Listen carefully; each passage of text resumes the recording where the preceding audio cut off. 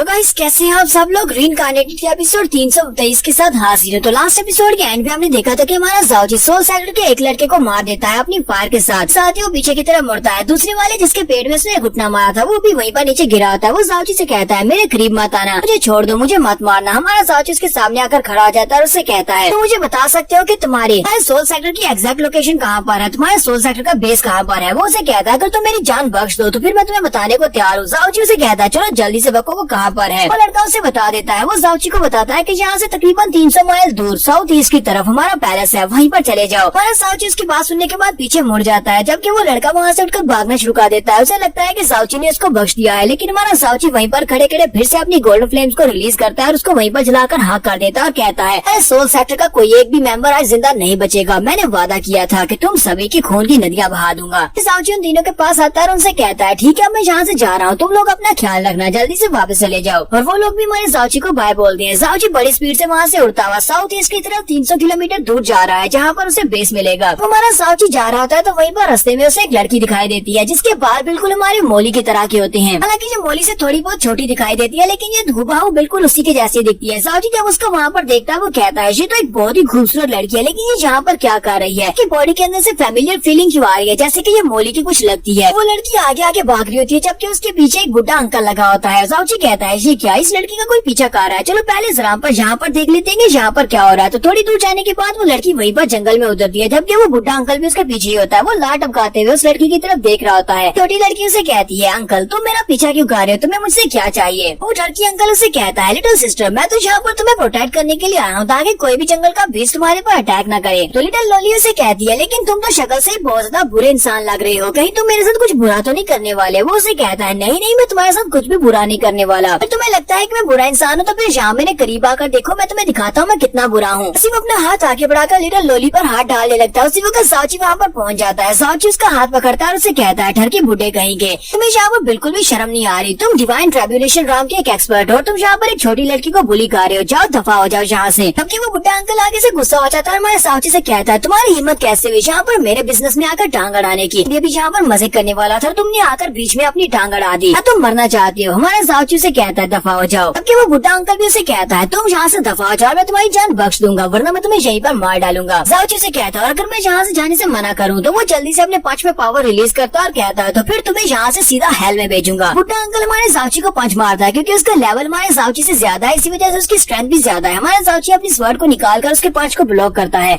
तो बुढ़ा अंकल भी काफी हैरान होता है। साथ ही वो पीछे हटकर अपनी पावर्स को रिलीज करता है और कहता है लड़के तुमने पंच को ब्लॉक कर लिया जिससे मुझे बहुत सा गुस्सा आ गया है, अब देखो मैं तुम्हारा क्या करता हूँ। जबकि हमारा जाओजी से कहता है बकवास बंद करो, जहाँ पर कितनी लंबी छोड़ोगे, चलो जल्दी से फाइट करनी है तो फाइट करो। तो वो अंकल अपने दोनों हाथों में अपनी पावर्स को रिलीज करता है और यहाँ पर कामेहामेहा को रिलीज करने लगा है। अब वो वहाँ पर अपनी पावर्स को रिलीज करता है तो वहाँ पर एनर्जी से बना हुआ एक बड़ा सा मेंढक बन जाता है, जिसके अंदर से बहुत सारी इटर्नल इलेक्ट्रिसिटी भी निकल रही होती है। दूसरी तरफ से हमारा जाओजी अपने फोर्थ गेट को ओपन करता है, अपने इविल गार्ड के फोर्थ गेट रम्बलिंग हीवन को ओपन करता है, जिसके साथ उसकी पावर काफी ज्यादा बढ़ जाती है और ये दोनों यहाँ पर अपनी अपनी पावर्स को टकराते हैं। जाओजी यहाँ पर वुल्फ स्लैश को यूज कर रहा है, लेकिन इसको अपडेट करने के बाद वो यहाँ पर फिनिक्स हीवनली वुल्फ स्लैश को यूज करता है। इसी एक अटैक के साथ वो उस अंकल को हरा देता है, जिससे वो लिटिल लॉली बहुत ज्यादा खुश हो जाती है और उसे कहती है बिग ब्रदर तुम तो वाकई में बहुत ज्यादा कूल हो, तुम्हारा बहुत बहुत शुक्रिया, तुमने यहाँ पर मेरी जान बचा ली वरना मैं तो बहुत ज्यादा डर गई थी। जाओजी से कहता है लेकिन लिटिल सिस्टर तुम्हें देखकर तो बिल्कुल भी नहीं लगता कि तुम उस अंकल को देखकर डर गई थी। वो छोटी लड़की हमारे जाओजी से कहती है तो मैं यहाँ पर डरा हुआ चेहरा कैसे दिखा सकती हूँ, तुम्हें पता है ना कि मैं एक बहुत ही छोटी सी क्यूट लिटिल लोली हूँ, अगर मैं यहाँ पर डरी हुई हूँ तभी मैं अपने चेहरे के एक्सप्रेशंस को खराब नहीं कर सकती वरना मैं क्यूट कैसे लगूंगी। जाओजी इसकी बात सुनने के बाद कहता है आए तुमने ये लफ्ज कहाँ से सुना है कि तुम एक क्यूट लोली हो। छोटी लड़की आगे से हंसना शुरू कर देती है और उसे कहती है मुझे बस इस लफ्ज के बारे में पता है, मैंने किसी से सुना है। जाओजी से कहता है तो लिटिल सिस्टर मुझे अपना नाम बताओ कि तुम्हारा नाम क्या है। तो वो उसे कहती है मेरा नाम जैस्मीन है।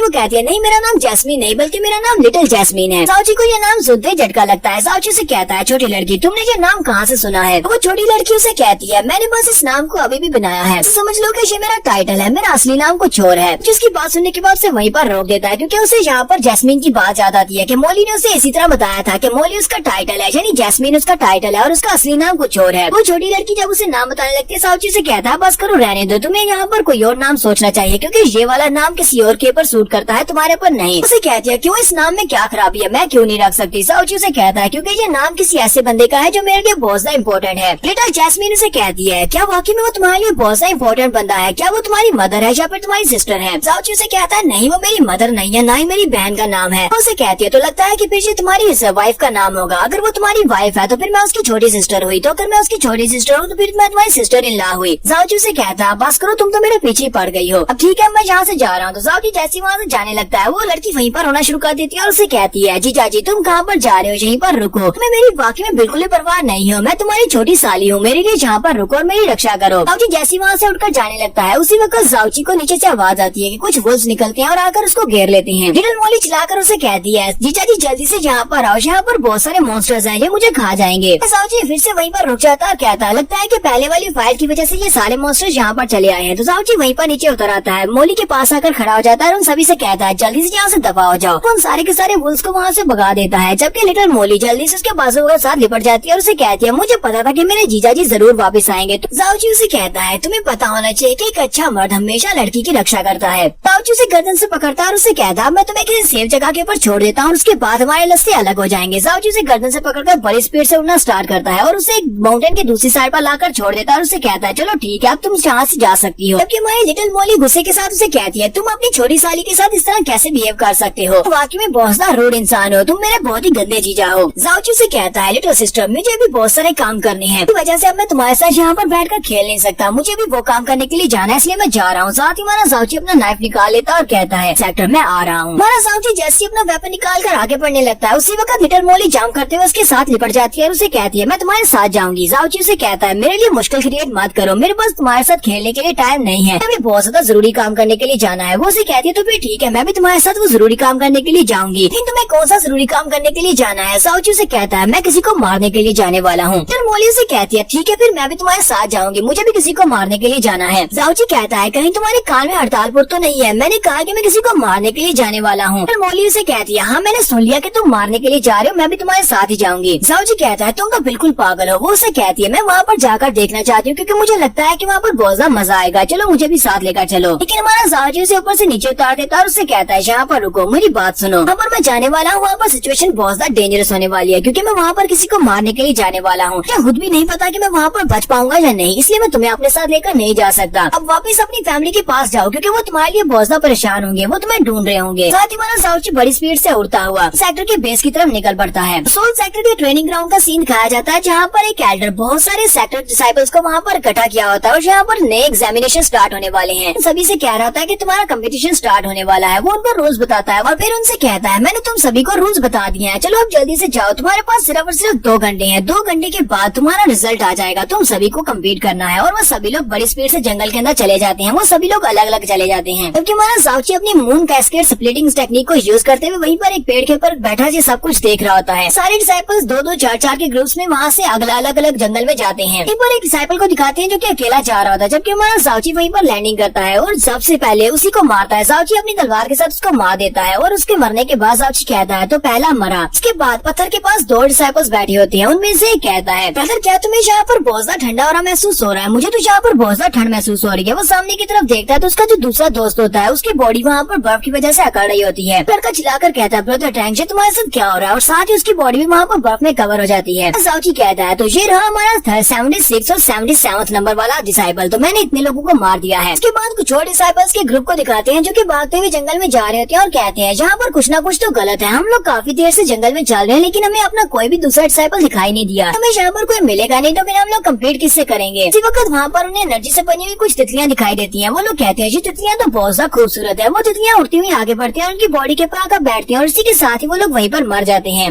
जाओची कहता है तो ये हमारे आखिरी बैच था, यानी कि मैंने इस बैच के सभी डिसाइपल्स को मार दिया है। जाओची कहता है मैं यहाँ पर सेकंड डोमेन की पावर को यूज कर रहा हूँ जिसका नाम रेड बटरफ्लाई डोमेन है। असैसिनेशन के लिए बहुत ही अच्छा स्किल है क्योंकि इससे बटरफ्लाईज बनाई जाती हैं जो कि बिल्कुल साइलेंट होती हैं। तुम्हारा जाओची यहाँ पर खड़े कहता है लगता है कि सेक्टर मास्टर को इस बारे में पता चल गया होगा कि उसके सारे डिसाइपल्स मर चुके हैं, अगर उसे नहीं पता तो मैं यहाँ पर उसके लिए एक छोटा गिफ्ट छोड़कर जाता हूँ। जाओची एक पेड़ के ऊपर राइटिंग करके वहाँ से चला जाता है। मास्टर को भी महसूस होता है कि उसके जितने भी डिसाइपल्स हैं उन सभी का ऑरा डिसअपीयर हो चुका है। जाओ कहता है ऐसा कैसे हो सकता है, इस वक्त मेरे जंगल में पूरे 300 डिसाइपल्स है लेकिन उन सभी में से किसी एक का भी ऑरा महसूस नहीं हो रहा, वो सभी के सभी एक साथ कैसे मर सकते हैं, चलो जल्दी जाकर देखते हैं। वो जंगल में जाकर देखता है तो वहाँ पर जगह जगह के ऊपर उनकी लाशें पड़ी होती हैं। वहीं पर जहाँ पर ज्यादा लोगों की लाशें पड़ी होती हैं वहाँ पर वो देखता कहता है यहाँ पर हो क्या रहा है, आखिर किसने ये सब कुछ किया होगा, सोल सेक्टर के साथ कौन मंगा ले सकता है। तो वहीं पर उसकी नजर साइड के ऊपर पेड़ के ऊपर पड़ती है, तो पेड़ के ऊपर लिखा लिखा होता है, तुम लोगों ने स्पिरिटवुड सेक्टर के लोगों के साथ जो कुछ भी किया है, अब उसके बदले में तुम्हारे सेक्टर के पूरे 1 लाख लोगों को अपनी जान देना पड़ेगी। तब जाके स्पिरिटवुड क्लैन के लोगों की आत्मा को शांति मिलेगी। और नीचे उसने अपना नाम भी लिखा होता है, लिंगजुन। यहाँ पर हम लोग अपनी एपिसोड 323 का एंड करेंगे। एपिसोड की एक्सप्लेनेशन अच्छी लगी हो तो कमेंट करके जरूर बताइएगा। चैनल को सब्सक्राइब कर दे, वीडियो को लाइक और शेयर कर दे। शुक्रिया।